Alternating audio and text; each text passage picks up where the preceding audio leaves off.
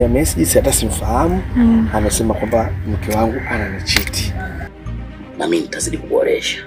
Najua kazi unaiweza. Sasa inabidi ofisini sasa hivi. Sawa.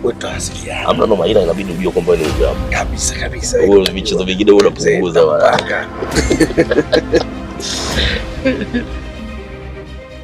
Yeah. Kweli. Yaani unajua kulima shamba vizuri na kulipalilia ipasavyo. Na asaje kukuacha labda kwa mfano. Na huo ndo wajibu wangu.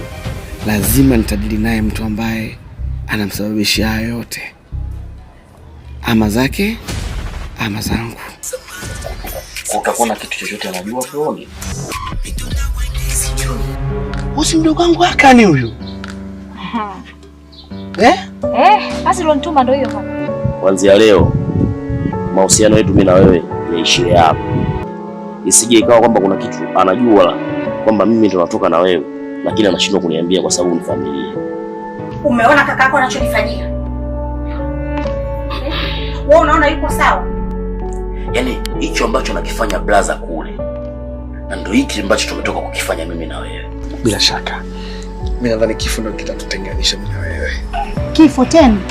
Ndio. Ila wewe blaza unajua na michezo ya hatari sana.